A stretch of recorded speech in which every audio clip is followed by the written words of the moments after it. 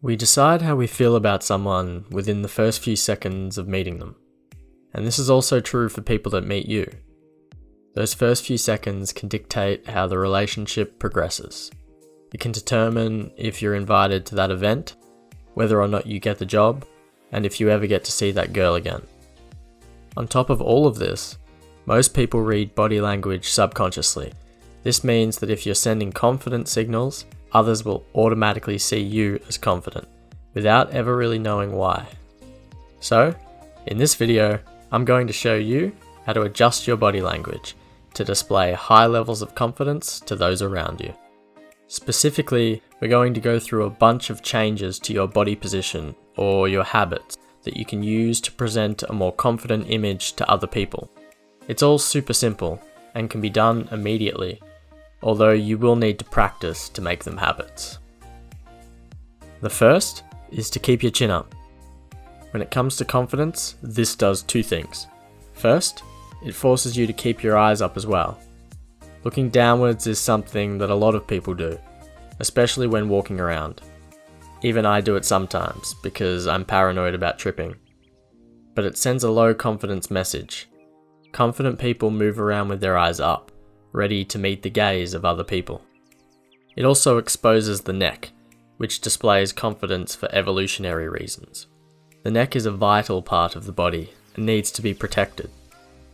This can be seen in trained fighters.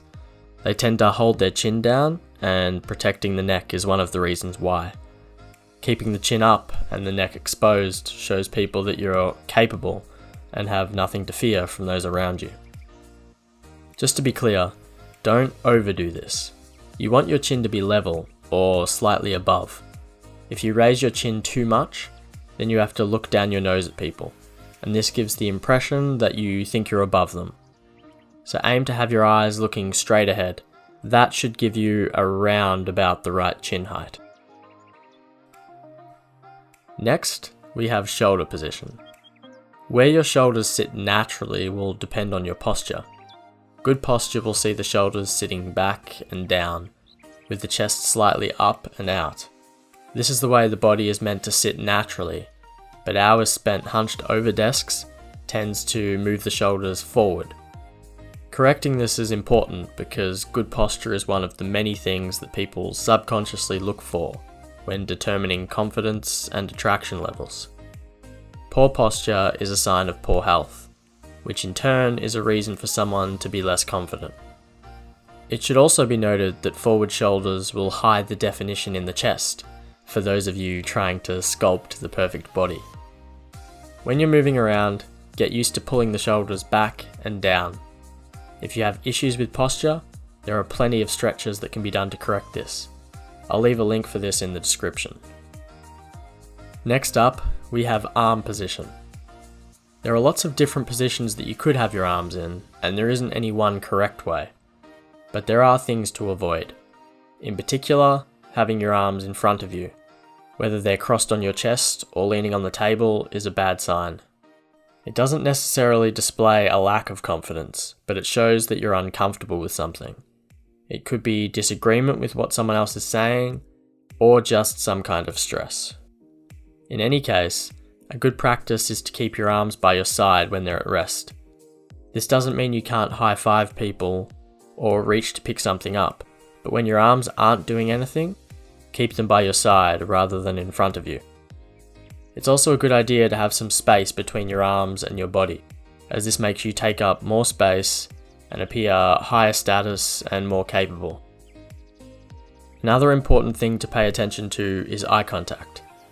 To put it simply, confident people are comfortable looking into the eyes of others. Body language expert and former FBI agent Joe Navarro mentions this in his book, The Dictionary of Body Language. That all over the world, studies have shown that high status individuals engage in more eye contact while both speaking and listening. Now, I'm not saying that high status and confidence are the same thing, because they aren't, but there's a lot of overlap in how they behave. As a general rule, important people tend to exude confidence and will naturally display confident body language. Regardless, people in both cases hold eye contact for longer and break it less.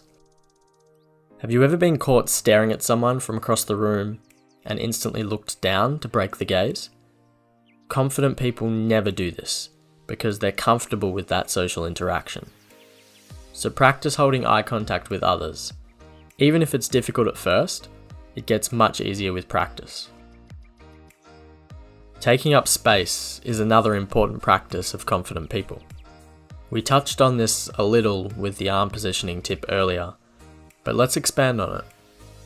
In her book, Captivate, Vanessa Van Edwards talks about body language in relation to athletes. She says that defeated athletes usually bow their head, slump their shoulders, and pin their arms tightly to their sides. Losing athletes take up as little physical space as possible. On the other hand, winners typically take up as much space as possible. We see this in the animal kingdom too. If a fight is about to occur, a cat will arch its back and puff up its fur to try and make itself look as large as possible. Now, I'm assuming that you don't get into street fights very often, but the principle is the same in social scenarios. The guy who is comfortable taking up space is seen as more confident than the guy who tries to hide. This extends to the idea of claiming territory. Just like a confident winner will spread his body out to take up space, he'll also claim the territory around him. We can see this in the office when the boss places his legs up on the desk, or in the bar when the arrogant guy rests his arm on the back of someone else's chair. Obviously, don't be rude with this. Don't go into someone else's office and put your feet on their desk. But don't be afraid to lean on furniture or spread your arms wide to give yourself a confidence boost.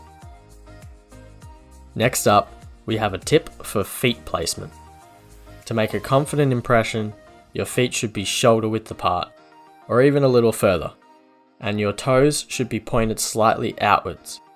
Most people will do the second part naturally, but it's important to keep in mind. This comes back to taking up space, as we mentioned earlier. Someone with their feet close together and their toes pointed in looks uncomfortable with where they are. They aren't owning their space. But it's also important because a confident stance shows conviction. Our feet tend to point in the direction that we want to go. When we feel uncomfortable talking to someone and want to leave the conversation, what do? We point one foot towards the door and lean on it. Doing this sends the message that you want to leave, but aren't willing to actually do it. Confident people are prepared to leave the conversation if that's what they want. They don't waste time hoping for it. So, get in the habit of using a wide, powerful, committed stance. And finally, avoid unnecessary movement. Small, quick, fidgety movements completely ruin your ability to present a confident image. This is because, from a scientific perspective, these small movements tend to be indicators of stress. Joe Navarro, the expert that we mentioned earlier, calls them pacifying behaviours, as they're often done to help us cope with some form of stress or discomfort. Some common examples would be bouncing your leg, crossing your arms in front of you in a sort of self-hug, or fiddling with something such as a watch, a tie, or even your hair. Now, I'm not suggesting that any small movement you make is a pacifying behaviour. Some of them might just be habits you've picked up, or you might have an itch that needs scratching. But frequent movements do tend to tell people that you're not totally comfortable. Highly confident people, as a rule, are quite still. They make significantly less unnecessary movements. James Bond is a perfect example of this. You'll rarely see him fidgeting his leg or adjusting his clothing. He's always completely composed and very still. There you go. There's 7 quick and easy ways that you can use to instantly take your confidence to the next level. I recommend going through each of them one at a time and practicing until they've all become habits. But even just one will make a noticeable difference. Personally, I'd recommend eye contact. It's not just useful for communicating confidence, but also for forging connections with people. And with that in mind, it's time for a challenge. Pick one of them and commit to practicing it for a week. A good way to remind yourself is to attach sticky notes to doorways in your house. That way, each time you walk through a doorway and see the sticky note, you'll be reminded to slide your shoulders back, lift your chin up, and look the next person you see in the eye.